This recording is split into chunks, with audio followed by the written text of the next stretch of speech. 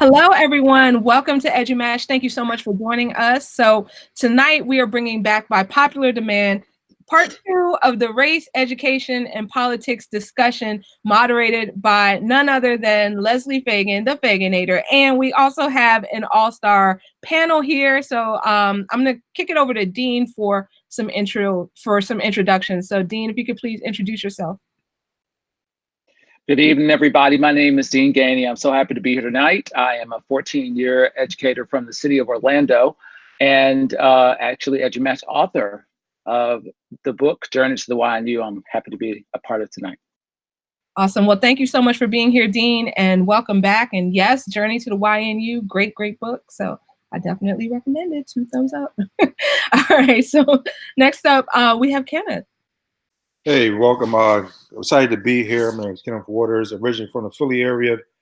Been in education, urban ed, charter schools, private schools. I'm currently in an independent school now. Been as well as in the post-secondary environment as well. So right now, my profession is in diversity. My goal is to, essentially in the most elementary terms, is that I'm a teacher's teacher. I help educators recognize how their bias and biases can impact and impede student growth. So I'm excited to be here. It's my first time and looking forward to staying further engaged and moving the agenda forward. Well, fantastic. Thank you so much for being here, Kenneth. Welcome. We are so excited to have you and can't wait to hear your perspective. So that is just amazing. So thank you for being here. All right. We're going to skip over Leslie for the time being. We'll come back to her. We're going to go next to Marcus. Good evening, everyone. My name is Marcus Smith.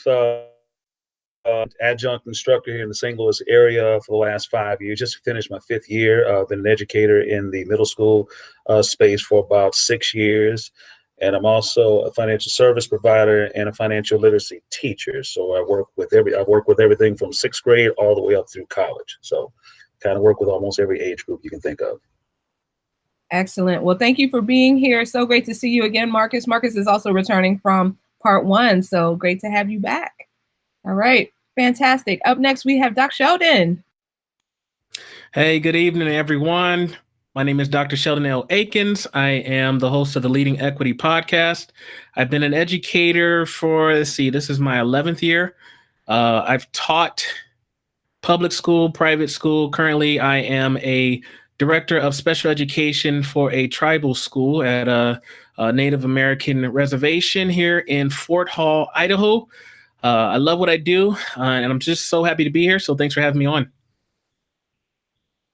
Well, thank you so much for being here. Great to have you. So great to see you here, Doc Sheldon. And we also have Doc Amy, who just popped in right on time. So, hey, Doc Amy, if you could please introduce yourself.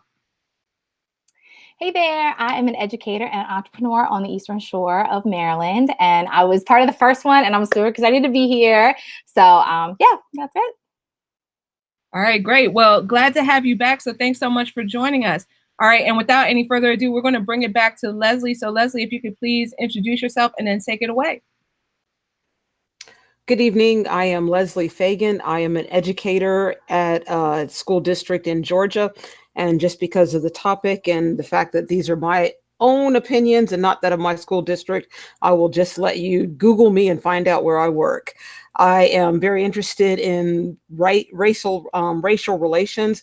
I'm currently working on a book for EduMatch Publishing on race, politics, and education. And also, and I've not yet put this out on social media because I've been super busy, I am doing a TED Talk at ISTE on the very issue of race. So I'm super excited about that. And I am looking forward to continuing this conversation because this is one of those conversations that we need to have. And I'm hoping to gather some good information for the book, as well as things that I can do in my own job. I'm an instructional technology coach, so I teach teachers how to use technology, but this is my 3rd career. I've done nonprofit work in my other life. So let's get started with our first question. Our first question says, what are some systemic racial issues that are prevalent in education? Who would like to jump in with that? I can start on that. I would like to say that first and foremost, I think some of the systemic issues that exist are placing male children of color in special education, or automatically assuming that because they may have what is deemed to be behavioral challenges, they've been diagnosed by professionals as having ADD, ADHD, ODD, ED, and all those other different alphabet diagnoses. And because they may have, in some cases, a different learning style that some teachers are unable to adequately address, then the students automatically get categorized as being disruptive, having behavioral disruptions and things of this nature, having a chemical imbalance. And then as a result of that, they get put into special education, but then also the fact that you're not made aware initially that those students or that the school district is going to charge more money to provide those services to meet that student's needs. So really, by putting that student in that situation, you are stigmatizing that child as having a learning disability, number one, which follows them if they can't get test out of that. But then number two, they become a cash cow for some education. As a result of that, there's a financial incentive to keep some students, in some cases, on that track, and that rarely gets addressed. But I believe that that is an issue that plays into that social, racial stigma or systemic racism. Yeah, I'll add to that. One of the things that I did, my research was focused on, or examining the internal factors that contribute to Black males' ability to thrive academically, socially, and professionally. And through my study and through my findings, I found, particularly what my fellow panelists mentioned, was the expectations that are placed on them. We have this belief that Black males are unable to succeed based on whatever factors that are unrealistic or realistic in our own minds.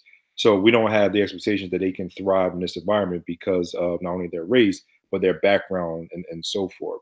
So what I found through my research was that if we place a certain level of high expectations, if we make the curricula applicable to who they are, and where they stand, we have a better chance of them reaching beyond what we think they can do and so forth.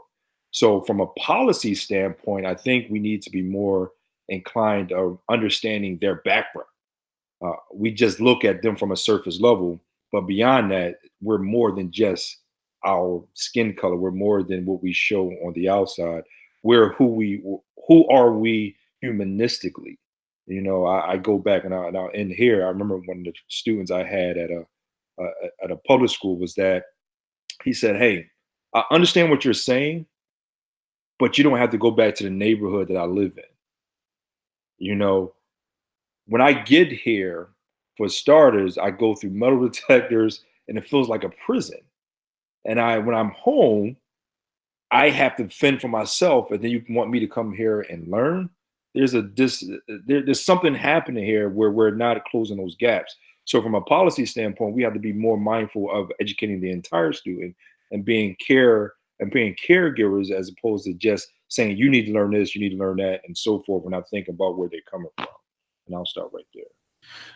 I'm so glad that we started off with special education. As a special education director myself, I see it all the time, where we have such an overrepresentation of Black and Brown students in our SPED programs. I mean, I work in the tribal district, and when we have students coming in with IEPs from predominantly white districts and schools, and I mean, when I do my assessments, I'm like, nah, I don't think that this student really needs to be in our special education program. Maybe they need some tutoring, but that's about as far as it goes. I would also like to bring in the whole fact from another standpoint is when we talk about gifted and talented programs. So we see an overrepresentation of Black and Brown students of color in general, that are in our special ed programs, but then we don't see any of them in our gifted and talented programs. And how do the students get into those programs? Well, someone has to recommend them, or they have to take a test. And if a educator is not looking at the student's assets and say, you know what, this student needs to be recommended or referred to our gifted and talented program, or if we don't look at our exams, the placement assessments that are tied into these gifted and talented programs, then we don't see that representation. And then we see a high representation of white and Asian students that are in the gifted and talented, but then we aren't seeing those students of color in those gifted and talented programs. So does that mean that our students are slower and have these behavior issues, and just like my man Mark said, have all these acronyms that, or letters behind ADHD and all those things, and there's no, like, we don't have any gifted and talented students? So I think we have to look at that as well, in addition to the overrepresentation, but then we have that underrepresentation of gifted and talented students.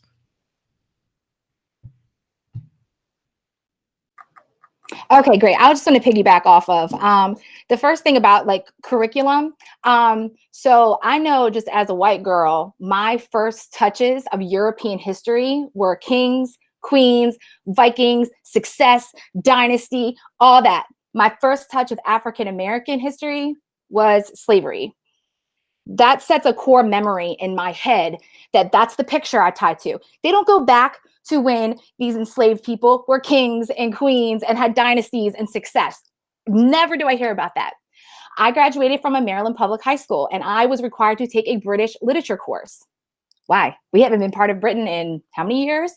Never, ever read any African American.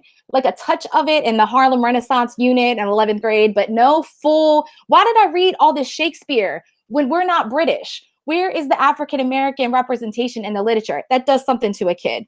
It does something to white kids, where we think we're it. Like, everything's about us. We are represented everywhere. And what does that say to Black kids? Like, I came from enslaved people. No, you didn't, my darling. Like, you came from amazing, strong people that had a thriving nation, and you guys were taken advantage of, So about first touches. And then the other one, I'm interested about the metal detectors, because I've been an educator for over 10 years, and I've never heard of a mass shooting from a Black school or from a Black child. It's Caucasian men that are little young boys that I see in the news anyway. And do you think there were metal detectors in those schools? Like, I just find that very interesting, that we're real quick to throw them in a Black school, and that's normal. And we've programmed ourselves as like, oh yeah, it's in an inner city school. It's a lot of brown kids. No, it didn't save those other kids. Like, it didn't save these other kids that, the kids are walking in with guns, and it's not helping anything. So we need to like break out of that like mold. Like, I don't know where they're coming up with these ideas that we need metal detectors here and not there. It's not keeping kids safe. What it is teaching kids that they're going into a jail, that I need this to be safe. I need this to be controlling. Like, it systematically oppresses them, of course.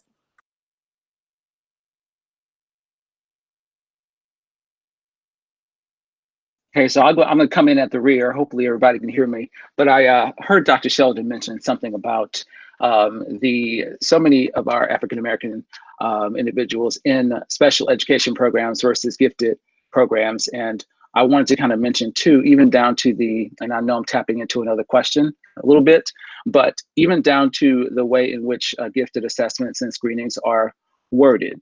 The words that are part of those assessments are very much so biased towards a particular group of people and not for minority students. Having done or given those assessments, you might see a word like dish versus bowl, and the accepted word is dish, but the student that's a minority might say bowl, and you're not allowed to give them credit for that word because they didn't say exactly what you're supposed to say. So that's bothersome. That's definitely, inside of the schools.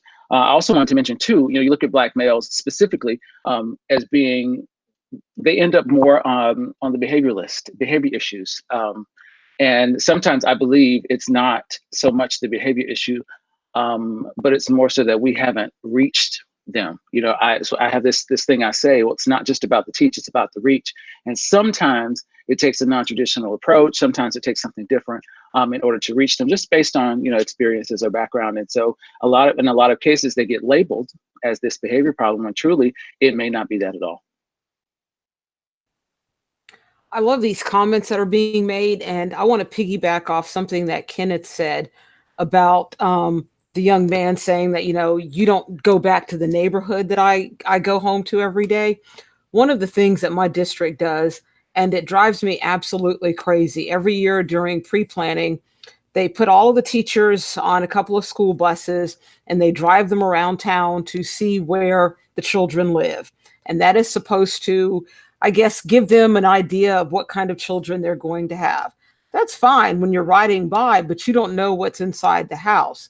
Years ago, when I worked for the Girl Scouts, we had a couple of young ladies who were in a outreach troop. You know, we paid the bill for everything they did. They didn't have refrigerators in their homes. This was in the 90s. They did not have refrigerators in their homes. And when we took them to the Fox Theater to see a show, they were more interested in the bathroom because it was the fanciest place they had ever been in their lives.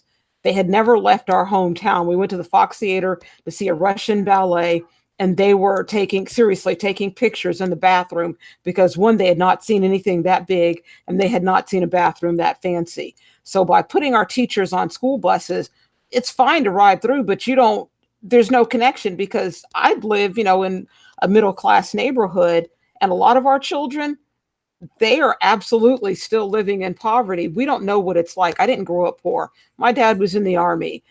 I was exposed to a lot of different cultures. So we have to understand exactly what it is that our children are doing. And as Dean just said, we have to reach them. My sister teaches in the alternative school in our district. And yesterday we were talking, and she has a student. The only class that he's passing is her class. She teaches high school, whatever history. I don't know what grade the young man is in. She's made a connection with him, and he told her, he said, "You're the only teacher who cares about me." He's doing the work in her class because she cares. We have to do better. And if you go to the alternative school, you see an awful lot of African-American children there, and they're there for silly reasons, in my opinion.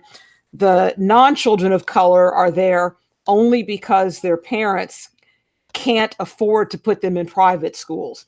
When our children get expelled normally from the public schools and they get sent to the alternative schools, if their parents have money, they never show up there because they go to a private school. A lot of the African-American parents in our community can't afford to send their children. So then they're at the alternative school where children already have behavior issues. They have learning deficiencies. We're setting our children up for failure. My 2 cents, and I do want to add something that was on Twitter that was mentioned by Valerie. Let me go back, and this was an answer to our question. And Valerie says that systemic racism is evident in schools when, just lost it, y'all, sorry. Here we go. When there's an overrepresentation of brown boys in SPED, but underrepresented in the gifted and talented programs. And that's Valerie. Valerie, that is absolutely correct. I graduated with almost 500 children in my high school. There was one African-American child in the gifted program. That was me, one out of nearly 500. That's ridiculous. And we're a little bit better now, but not a whole lot. And again, that's why I didn't tell you all where I work, because I don't want them to say that I'm putting out our dirty laundry, and I'm positive they're not watching right now. Let's move on. Does anybody else have anything before we move on to the next question? Okay, we're going to go on to the next question. The next question says, what roles do policies play in upholding systemic racism? And if you could, please provide examples. I wanted to hop in and talk about dress code issues in this school district that I may or may not work in. One of the shirts that they have to wear is a white polo shirt. Now, on me, it wouldn't be a problem for me to have a white polo shirt on. I could have my undergarments on and be good to go.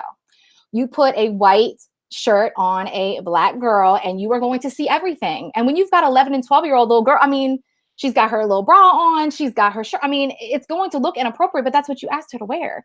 And then these khakis that I'm a bigger girl. I'm not wearing khakis. They're too light of pants. I don't think they look cute on me, so I'm not wearing them.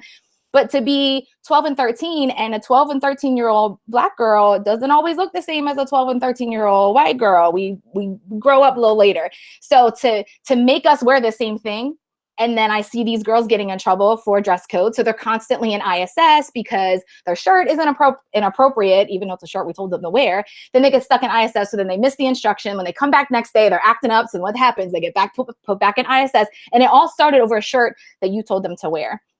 And don't even get me started on like these dress code. The haircuts. Like, fortunately, that's not my district. But when I keep seeing these little boys getting sent home because they have designs on their hair, like, are you kidding me? Like, what does that even matter? Like, it really just all rolls back to these, like, that Jim Crow mentality of what little thing can I get them on? Like, we can't keep them out of school, but we can keep them out of the class with like little, just one by one by one by one. And one class turns into one day, which turns into 1 week. And next thing you know, they're over with me at the alternative school, 2, 3, 4 grades behind because of a dress code, because of a haircut. Thank you, Amy, for talking about that, because it's one of those things where I don't wonder that I deal with now, of that unconscious bias, right? And we think we're doing and we're adhering to a certain policy, but was that policy designed for all students, or were designed for a specific subgroup of students?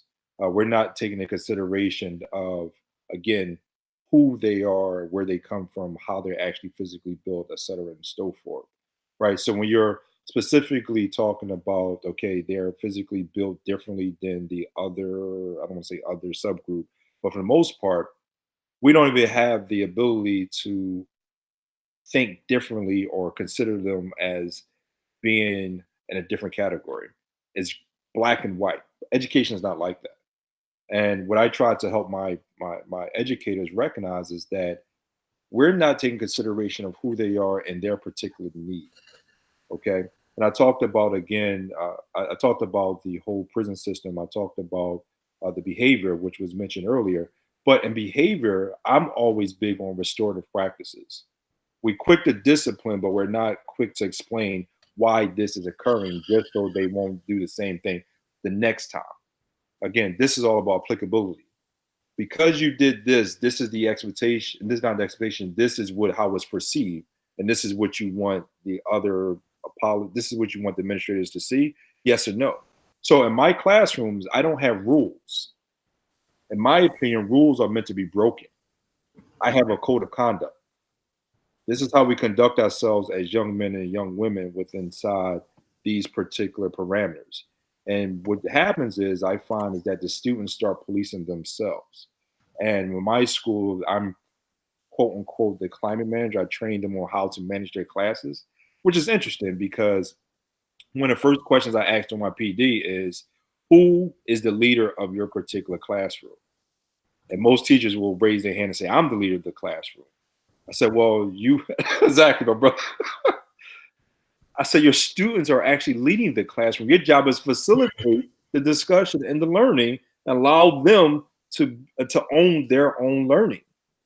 Again, you're creating, as you just mentioned, this Jim Crow, this particular, I am the hierarchy, I am the most superior and you are inferior, where you're not creating equity inside of your classroom, right? So from a policy standpoint, I think we're too gung-ho on trying to police them as opposed to educating them. And what I try to tell my teachers is that we're not teachers, we're educators. Teachers tell you 1 + 1 = 2, as opposed to explaining why does 1 + 1 = 2, right? So I say that all to say is that our job is to be an educator, not a teacher. So I'm going to have to come behind that if I can. And so I hope I don't sound like I'm repeating what you just said, but you talked about how the policies that exist should be influencing their education. And so my question, I had a question to sort of throw back out there. Does this policy enhance, influence, or impact the education of the student? And if it doesn't, then is it truly a policy that should be enforced? I also wanted to think about the fact that sometimes policies don't lead to a solution. It doesn't fix anything. Sometimes policies are just for the sake of, like you said, maintaining control. However, if the goal of education is to enhance our students' lives and enable them to understand their purpose, then truly policy is not always designed to reach that end.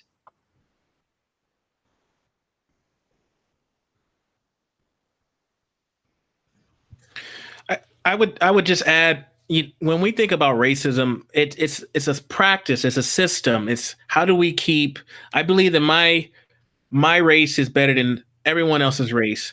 So how do I keep everyone else down? And one of those ways is we students of color are constantly placed in these assimilation environments where it's like, you have to subscribe to what the dominant culture subscribes to. If you go against that in any way, then you're looked at as insubordinate, insolent, disobedient, or you're acting out, or you get all these labels if you aren't subscribing to what the dominant culture is wanting you to subscribe to.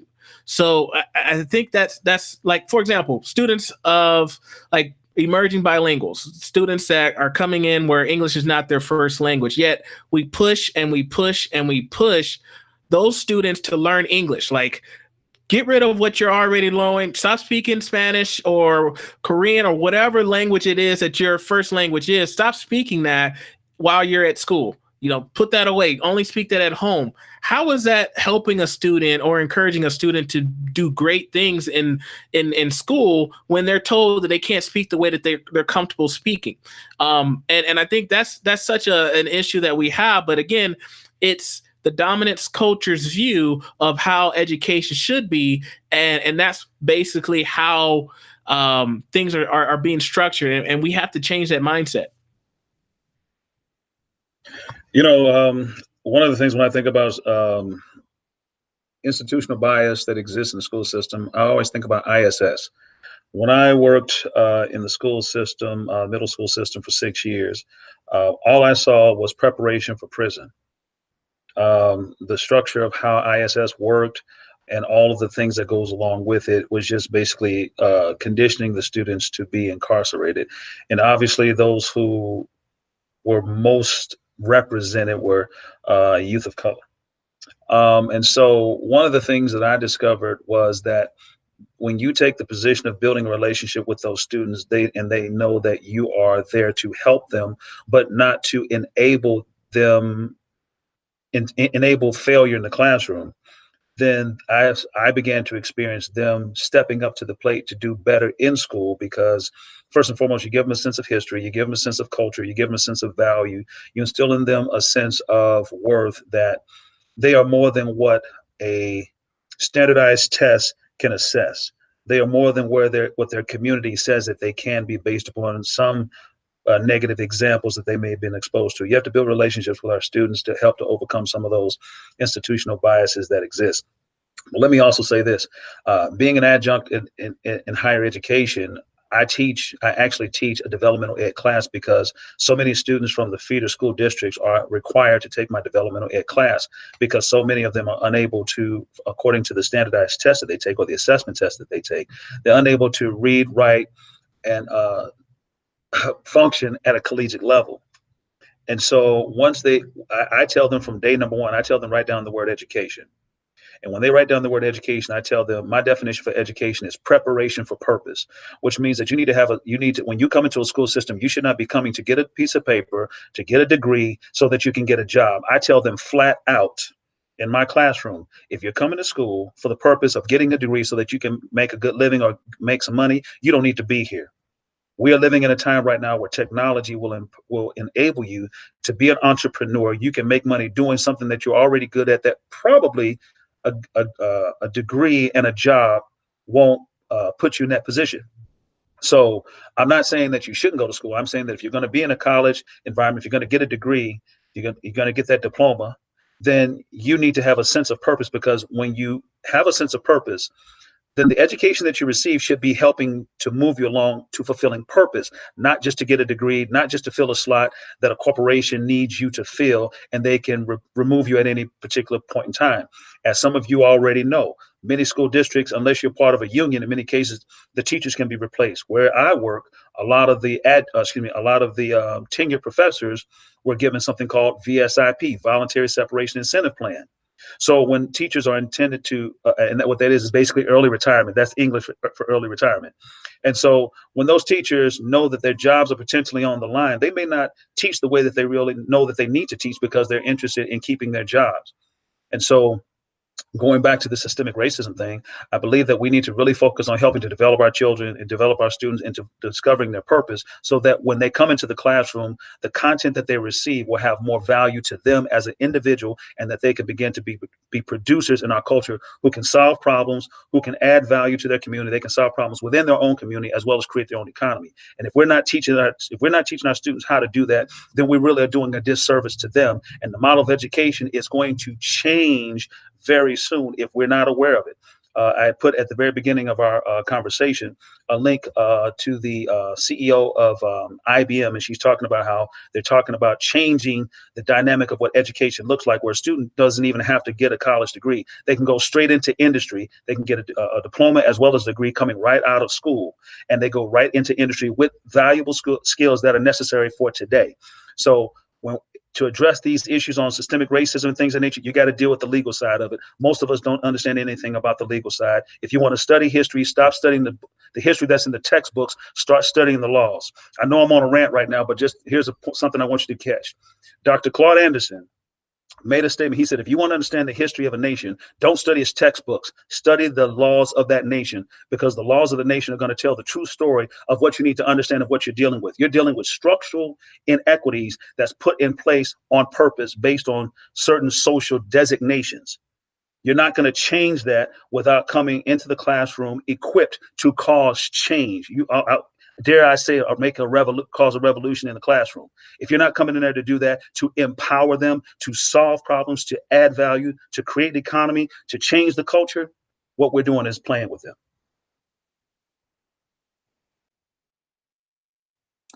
I wanted to hop on here real quick and talk about the restorative practice that Kenneth was talking about. So I hear that term a lot as like the new buzzword, and I love the idea of it. But what I'm seeing in some of the schools and what it's looking like is you've got either a dean of students or an ISS coordinator that's usually like a paraprofessional that have become the Black kid wrangler. And I have seen these conversations where a Black child gets put out of a white teacher's class over something very stupid, that if the white teacher just and stopped trying to have the last word, it would have simmered down and the kid could have continued with their education. They get put out. And I've seen that conversation where that person, whether it's the dean of students or it's like the ISS coordinator, a coach, somebody who's not anybody in charge, but somebody they know, and they'll call and they'll have that conversation and they say the same thing. You know how she is. You know how she is. Just go in there and just be quiet. You know how she is. And it just reminds me of just telling kids to just keep your voice shut. She's wrong, and you get the consequence anyway. Oh, just sit in the ISS today. It's one day you don't have to deal with her. We're going to get your work done, and then you can go back to class tomorrow. Like, no, that teacher needs to be held accountable for sending Jerome out, but not Molly. Like, she needs to have a conversation. And so instead of having the conversation with the kid of saying, shut your mouth, assimilate, fall in line with what that white teacher wants, have a conversation with your coworker. Can I just jump in to piggyback on Dr. Amy? So I was working with a teacher not too long ago who had, I think she said she had about 18 students altogether throughout her day of her various classes she sent them to detention. And she's like, yeah, I just sent them to detention. I'm like, but you had 18 different students that you sent to detention, like for the day, like that, all these things happen in one day. Like, you got to look at yourself. I told her, I said, you have to look at yourself. If you have 18 students, you have a classroom management issue. That's not the kids. Like, you got to focus on what are you doing in that class, or what are you allowing to happen in that class to where you have that many students that you're sending to detention. I mean, the lunch staff, they don't even have 18 different duties or tasks that they can give out. Like, so what are students supposed to do? So I had to tell her, I said, look, you have to look at, let's sit down and let's talk to me about what your classroom management, what does that look like in your class? Let's put some ownership, let's put some responsibility on yourself, because we can't blame the kids and say, oh, it's their home, or they don't have any parent, or this, or they're, we can't blame for the situations that the kids cannot control. Like, this is beyond their control. We have to look at how we can reach our kids, as opposed to just pushing them off to someone else because we don't want to deal with it. We're in the middle of our lesson and we don't want to address these things, so we just push them off to someone else.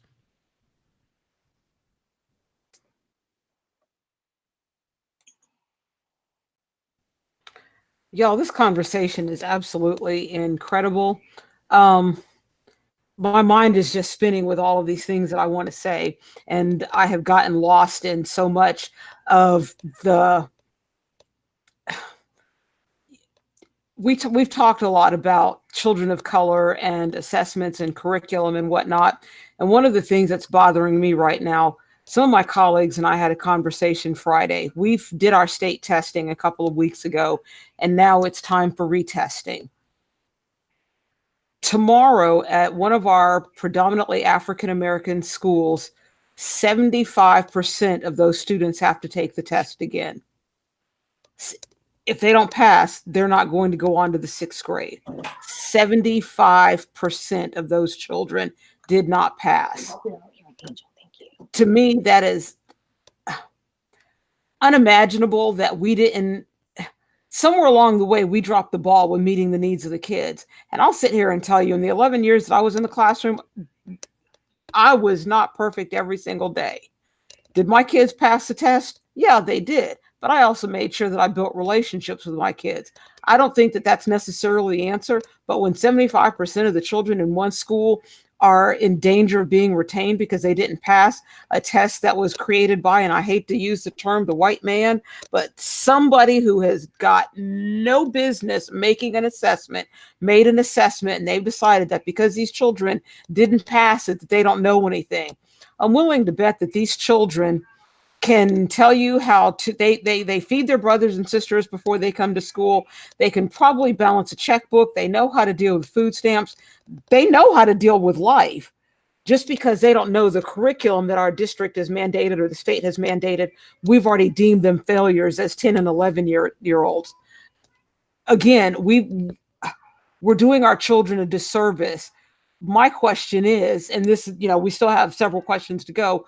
How do we fix this? Can those of us on this panel fix it individually? No. Collectively? You better believe it, because there are, and I'm not good with math, so I can't even tell you how many people on the panel, even though I'm looking at all of you right now. However many people on the panel, we know people, and we can have this ripple effect. So I think that even after this conversation is over, we have to do something, because the school where 75% of the children didn't pass the test, that's the school my child is supposed to go to. He doesn't, because I work at the district office, so I can choose to send him to another school. Does it make me a bad parent because I choose to send him to a better school? I don't know. People can judge me. I don't even care. But I have to do what's best for him, because he has enough issues already in his world. I don't need to add any more to it to make him deficient in what he's supposed to know to have him prepared for life after school. Okay, again, Leslie's 2 cents. If you all don't have anything to say, let's move on to our next question, or else I think we're going to be here till midnight and I will fall asleep long before then. Our next question, here we go. How do we get stakeholders to address the realities of racial bias, for example, in discipline, testing, admissions, and more, affecting students of color? So let me repeat that one more time. How do we get stakeholders to address the realities of racial bias affecting students of color? So I'll jump on this. Again, as I mentioned before, one of my primary duties of my job now is I'm at an independent school, and I add the diversity to the actual institution. And my job is to help teachers recognize how their bias and biases can impact and impede student growth. And for instance, I had this one chemistry teacher on my case. And I said, okay, one of the first things I do is actually look at their grade book. And I said, what does your grade book tell me? Right? And then once we dive into it, I said, so when I see your grade book, it tells me that all your marginalized or students of color are unable to thrive in science. That's what your grade book tells me. Because if you look at the names, all your mainstream or white students are receiving high A's, high B's, and all your marginalized students are in the C, the D, and the F range. Is that what you're trying to say? Well, that's now is mentioned again defensive. I said, I'm not asking you to be defensive. I'm just asking you just to communicate and tell us what does this tell us. And he's saying, well, I'm not trying to water down my curriculum. I didn't tell you to water down your curriculum. But what I'm trying to help you recognize is what are you projecting onto these students? Are you scaffolding and helping them understand the significance and applicability of how chemistry relates to real life, to the real life, to real life and society? Well, I don't want to. Again, I'm not actually being defensive. I'm just asking you: are you doing these things and relating to them? So I say all that to say is that I believe we're in a predicament where we have the ability to help teachers educate and help them realize how they are actually implementing the curriculum or the curricula that are in place by the school. Yes, you should have some type of autonomy, although the district is mandating you to follow this. But that does not mean you cannot have the curriculum relate to the student's current understanding. And I believe if we do that, we'll be able to move the agenda forward and help them be more prepared for life. I'm not a big test taker. Throughout my entire K to 12 career, I did fairly well, but according to my peers, I didn't do as well. I didn't do that good, but I was still able to apply things. I knew how and why 1 + 1 = 2. I knew foundational things. When I try to help my staff recognize that if you're scaffolding the work and helping them relate to their everyday life, sometimes you got to help them understand what it means to weigh a scale. They know how to weigh scales now. Not to say that's good or bad, but that's a way of relating to them, because not to say that that's right or wrong that they've seen this, but you start relating these things and they have a better understanding of how this is applicable to their everyday life. So what you always hear me say when I tell my teachers is that if you educate them socially and you educate them from a civic standpoint, the academics will follow suit. I'm unapologetic of helping them understand how the systems work in their favor or against them. And once they're able to connect those, everything else from an academic standpoint will start to make sense. And then we start involving and start pushing out these high achievers. I never talk academics until we are socially and civically educating them and improving their capital. I wanted to hop in and just kind of go before where you get to that social piece. Again, white teacher, I got into education because I wanted to help kids, not because I wanted to make Black children miserable. And I think there's a lot of white female teachers who had that same heart. But the thing is we get in there and we see children who come from less fortunate neighborhoods and don't have as much money. And instead of it being empathy, it becomes sympathy. And again, we feel like the intentions were good, but when I feel sympathy for a child, what I've now done is elevated my situation above theirs, unintentionally and not to hurt anybody. And that is like the breeding ground for implicit racism, because now I think I'm better than them. And it's just deep, deep, deep, deep, deep. And once I realized what I was doing, I was like, no, these kids don't need me to feel sorry for them. They need me to look through my eyes, but through their eyes, and see their story and start incorporating the social piece, incorporating curriculum and things like that speak to them. So that piece first, because I think, as a white teacher, like I had to realize what I was doing wasn't helping. It was actually causing more problems for me and my kids. So I've had lots of cries about it, and I had to forgive myself and say, you know what, tears and sympathy don't do anything. Let's see what we can do to move forward.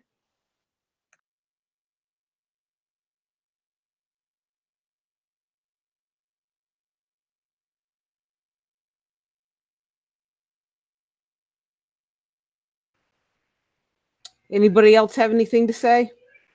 I posed a question in the chat box, and the question is, who are we defining as the stakeholders? I think we need to start there, because I know a lot of times when working in the public school system with middle school students, one of the things that I saw constantly was we had a lot of parents, unfortunately, who were enabling the dysfunctional behavior that was being displayed in the classroom. And 9 times out of 10, the parents were worse than the children. The parents were expecting, they put the totality of a child's education in the hands of an educator who may see the world through a different lens, as Dr. Amy has kind of alluded to. And so when you have that type of situation, my question is, who are the stakeholders? Who are we defining as being the stakeholders? And I think we need to correctly assess that before we can adequately address the how to solve that particular problem. Because, you know, like I said, we can talk about the different issues that exist. I mean, we know how to ad nauseum bring up all the different what's wrong.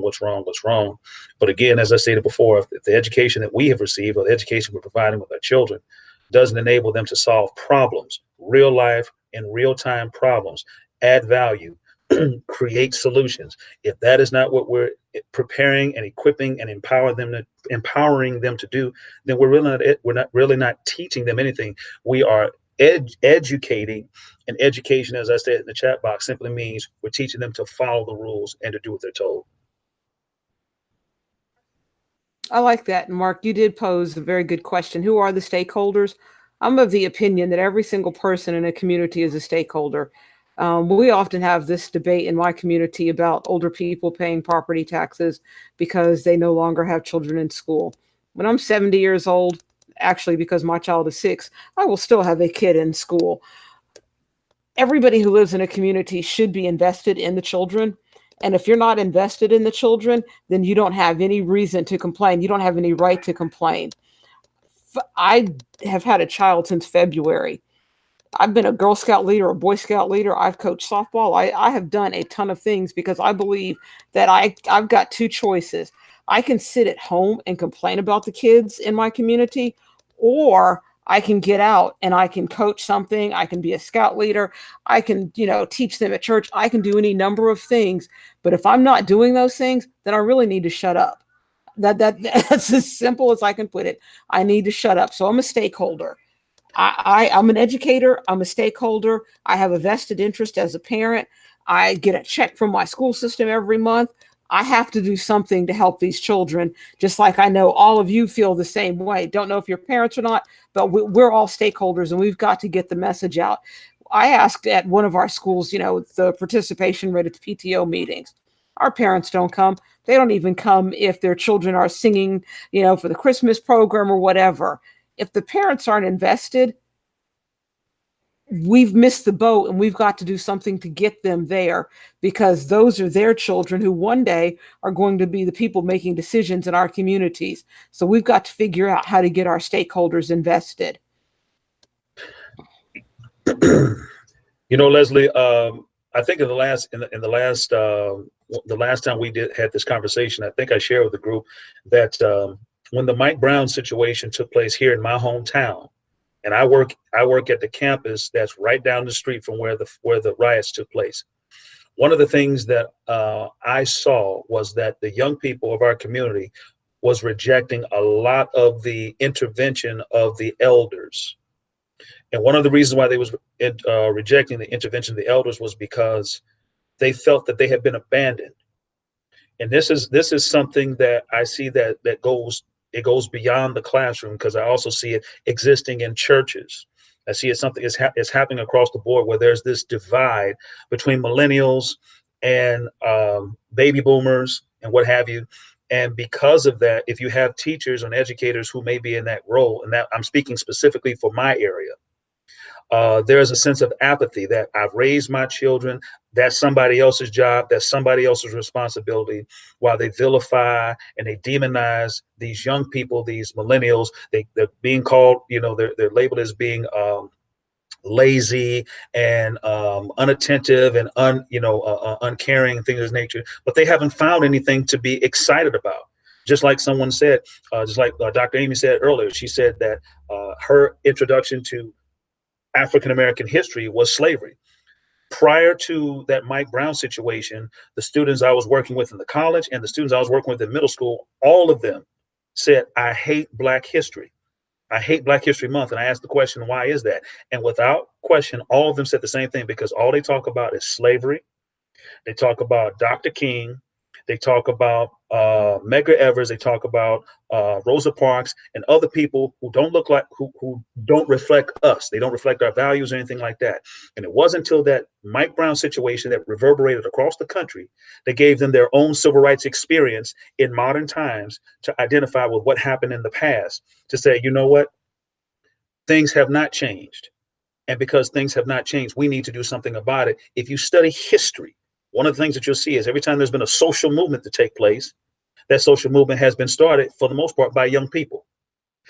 When young people feel a sense of purpose, right now, that's why you see so many of them gravitating towards LGBT situations, equality, gender equality, and all these other different things. It gives them a sense of, we want to change the world. We want to make an impact. We want to do something that says that we were here and that we were significant.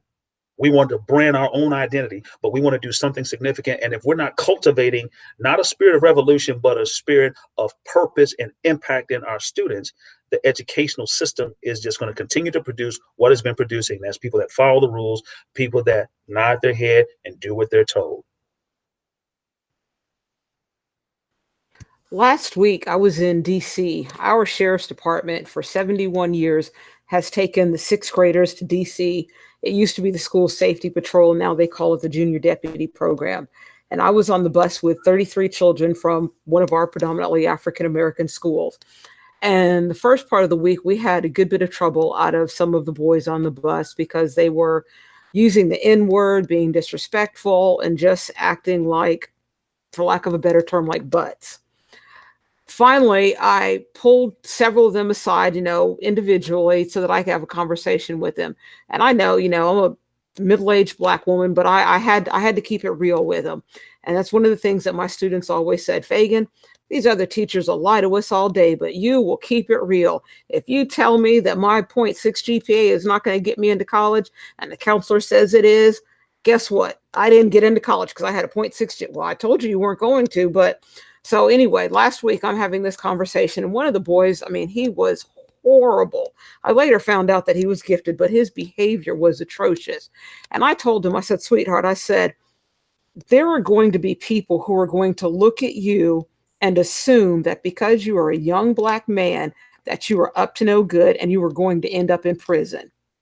Do not give anybody a reason to make that assumption. I said, I don't know the first thing about you other than you were on this bus and your parents paid an awful lot of money for you to see these dead white men in DC. That's what they paid for. They paid for you to see these dead white men and go to some museums and have a good time with your friends. I said, I don't know if you know who Trayvon Martin is. And of course he did not. And when I explained to him about Trayvon Martin, he said, he's dead. I said, yeah. Young man, gone to the store, walking down the street. Somebody takes justice into his own hands and shoots this young boy. I said, that could be any one of you boys on this bus one day in our community because you are clowning and acting like you don't have good sense. We have to tell our kids the truth instead of sugarcoating. Oh, well, your behavior is going to get you in trouble later. You're going to end up in jail. No, you've got to take it one step further. Tell them they're going to end up dead. And I hate that. But unfortunately, that's the reality for a lot of our children. Things are going to happen to them that we're not preparing them for. I think we have some things in the chat box. Let me catch up. I'm having a difficult time keeping up with what's going on Twitter and this conversation and the questions. I'm not a good multitasker sometimes. Ashara said, I agree. We have to look at those that are closest to students first and make sure they are doing reflective work on cultural relevance, bias, and expectations.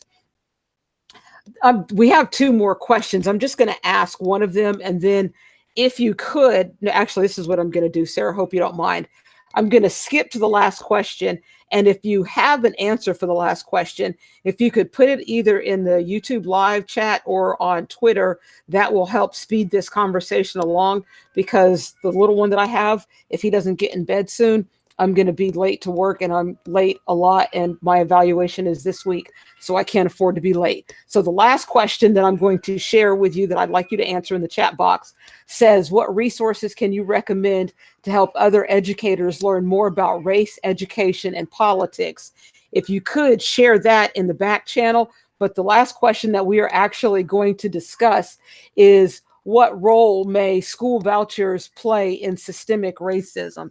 That's the conversation that I would like to have, because I'm actually, I have an opinion, but now that I have a child and where I live, my opinion may be shifting, but I'm curious to see what other people have to say about that. So again, we've got two conversations, one going on in the back channel about if you have any resources, and then now if we could talk about systemic racism and school vouchers. All right, so just really quickly, and I think maybe it's a may and a do, because I know in Florida, vouchers are as a means to give parents the opportunity to have their kids go to a different school. And I think it serves perhaps a good purpose in their minds, but it can also, on the flip side, segregate schools and cause them to not reflect that what we would consider diversity. I would just add, I was a school principal of a private school in Louisiana, and I was able to get the voucher system set up for our school. But one of the things that I noticed from some of my, just connecting with other principals in the area was the schools weren't prepared. So, they get voucher seats. Let's say they get 20 seats that open up based off of the system that's available for them. And so they get 20 new students of color, for example, and they weren't equipped or ready. The staff wasn't equipped or ready to accommodate students. So some of the students were coming in. I mean, they're coming in from failing schools. That's how they were able to get the vouchers. And so a lot of the kids were behind in reading and other levels. And rather than being proactive and saying, you know what, we're going to set up maybe some tutoring services or some additional paraprofessionals or whatever it may be to make sure that these students that are coming in would be able to get the resources that they need, there was nothing in place. And so now the principals are complaining to me like, oh, well, see, we got these vouchers. It's nice. It's good for our bottom line, because now as a private school, we're getting the state to pay for this additional money that's coming in. But at the same time, I don't know if I really like this, because all the kids are coming in failing, and that's going to mess up our overall numbers as far as assessments go. And I had to have the conversation. Well, what did you do, or what are you doing to ensure that students that are coming in are going to get the necessary resources in order to be successful at your school? Are you adding in more staff? Are you providing more extended time or resources or after school tutoring, whatever it might be, whatever is needed? Are you there doing those things? And they didn't have an answer. And those are the things that I was trying to be mindful of when we were bringing in students on vouchers, was making sure that we had what they needed to make sure that they're successful. And that doesn't always happen.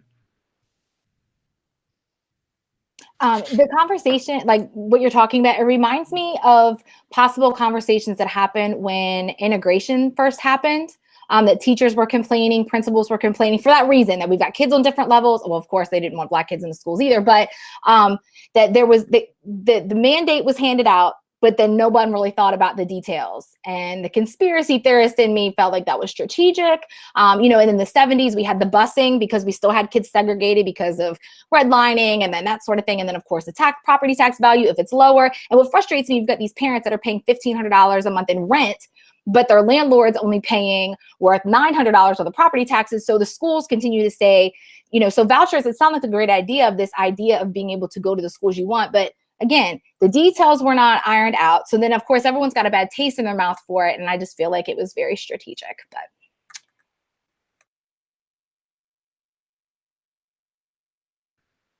I'm going to jump in with my quick opinion on vouchers. My little one has a hearing impairment. And although we are in a public school right now, and we are supposed to have special education services, a lot of the services that we're supposed to get are not necessarily in place. My father, after he retired from the military, went to work for the U.S. Department of Education Office of Civil Rights. So you can imagine our Sunday dinner conversations. Other people might have talked about, sports or whatever. We talked about 504 plans and IDEA and all of that stuff. I have a background in it, so I know what my child should be getting, and I know what he's not getting. I'm supposed to be his advocate. I'm doing the best job that I can. If he's not going to get what he needs in the public school system that I work for, if somebody will give me money to send him to a private school so that he can get the education he's entitled to and he deserves, then I'm going to have to do that, because I have to do what's best for him. He's at a disadvantage already because he doesn't hear as well as a fully hearing person can. And he's getting new hearing aids on Tuesday. We're super excited about that. But if he doesn't have hearing aids, he's at a huge disadvantage. And in our district, we do have our teachers wearing microphones, but if I get a job and move to another district, are they going to provide that for him? And if he can't hear you, he's not going to learn. Yeah, would I send my kid somewhere else? Most definitely, because he's my first priority. I've loved the children that I taught in my classrooms, but he's mine. So I'm going to fight for him and do what I have to. But if it's all about, I don't want my kid to go to school with a black kid or a Mexican kid or whatever, and mine is Mexican, so I can't say that I'm trying to get away from Mexican kids. We can't do that. We have to look at what's best for the children in our care. And if it means that they go to a school that's going to meet their needs, we have to do that. Does anybody else have anything to say before I turn it back over to Sarah? Just one thing that I just want to add, as I was looking over the question again about what resources can you recommend to help other educators learn more about race, education, and politics. One of the things that I would strongly encourage students to do is to incorporate financial literacy in your classroom. Because when you start talking about the issue of education and politics as well as race is a social construct, as we talked about before. It's a made up thing. There is no such thing as race. You can't prove it biologically. You can't prove it genetically or otherwise. Race is a social construct, which goes back to law. Also, when you understand, and when you talk about law, you're talking about politics. You need to understand, you need to make sure that students understand the Constitution as best as you can break it down at their level. But they also need to understand economics and financial literacy, because a lot of public policy is dictated by the financials. Anytime you look at a community that gets gentrified, in many cases, they take a community that has been considered a community that's not worth doing anything with, and investors come in and they put the capital into it and they redevelop that area and they raise the property value up. They make it something of value. They create value in that community. And all of a sudden now everyone wants to live there. They want to go there. They want to do everything that needs to be done. We need to take the same type of ideas and the same type of problem solving and apply that to education as well. Because if they want to change, if the school system, if people want to change the school system, they can change it. But people have to decide that they want to do it, and they need to be able to put their money where their mouth is. They do it with everything else. It seems like in education, in areas that are considered blighted or disadvantaged or underserved or whatever euphemism you want to use, they choose not to do it. But if they want to do it, they put their money where their mouth is. And this is the last point. There's a guy by the name of Robert F. Smith. I don't know if you all saw it, but he was the commencement speaker. He pledged that for the graduating class of 2019, he was paying off all the student loan debt for the entire graduating class of Morehouse College of 2019. That's $40 million canceled. Now, why did I bring that up? He said, I'm putting this out as a challenge to the rest of the alumni and to those of you all who are graduating to do the same thing going forward, so that when students come to these institutions of higher learning, that they are not starting life off with massive debt that they're going to keep until their great grandchildren are born. So we need to make a decision to invest in financial literacy education, and make sure that our students understand law, they understand politics, and they understand finances, so that they can change their community by solving those problems.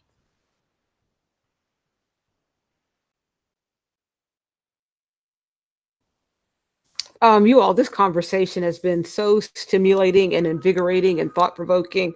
I don't even know where to begin. I've got to get my little one in bed soon. Perhaps, and I haven't even chatted with Sarah, maybe this should be a quarterly conversation that we have, so that we don't, because this does not need to be a conversation that stops right here, because there's always going to be issues. And I saw the thing about the gentleman at Morehouse today. Actually, a couple of years ago, the co-valedictorian, his mother is a teacher. Well, actually, she's our parent engagement specialist. He was from Griffin, Georgia. Oops, I just forget where I said that I am. But anyway, he's from my hometown. So she was streaming the graduation this morning, and I was able to see that. But if we don't keep this on the table, people are going to say that it's not an issue, and it is absolutely always going to be an issue as long as we have people with differing skin colors walking the face of this earth, because somebody is going to say, you don't look like me, I'm better than you, you live in a smaller house, I have this, I have that. So we've got to keep this conversation going. So Sarah, when you're thinking about the EduMatch Tweet and Talks, I would love to come back and talk about this however often we need to, because I want to help as many children as I can. And I also want to stay connected with the educators who are out there in the trenches willing to say, you know what, this is wrong. We have to do better by our children. So with that, I'm going to give it back to our wonderful hostess with the mostest, Sarah. And that's all Leslie has to say for this evening. Well, thank you so much, Leslie, and thank you so much to everyone who was on panel today. Oh my goodness, this was a fire conversation yet again.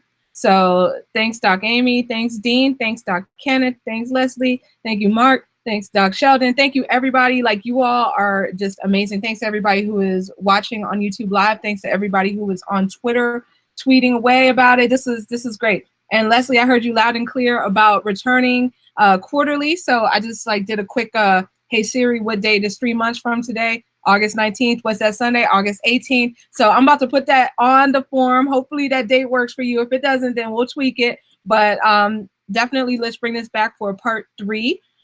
So before we go, wanted to give a huge shout out to Clear the Air chat. So there is a great guide, because I was seeing in the comments in our within group chat about resources, and one of them that was shared, I believe, by Doc Kenneth was White Fragility by Beverly D'Angelo, I believe. No, I'm sorry, Robin DiAngelo. Beverly D'Angelo, that's that lady from that actress. Sorry, Robin DiAngelo. And so Clear the Air. So Val Brown, who leads Clear the Air, just wrote a discussion guide for educators about that. So that is available now. We tweeted that out 8 minutes ago. So if you want to check that link, then definitely check that out. Check out the whole Clear the Air community if you want more discussions about topics like this, topics that really, impact our students. Then Clear the Air is a great chat. So definitely wanted to thank you all once again. Tune in next week. We're going to have a great discussion by Casey Jablowski. He's going to be our moderator next week, and we're going to be talking about untold stories. So sign up if you have a story that you would like to share. podcastwithanS.edumatch.org/sign up, and then watch it if you're interested. podcastwithanS.edumatch.org/tweet talk. In addition, this will be coming out in a couple of weeks as a podcast, as well as on Facebook. So look out for that. And yeah, so that's about it on this end. Shout out to the whole EduMatch community, and everyone have a wonderful, wonderful evening.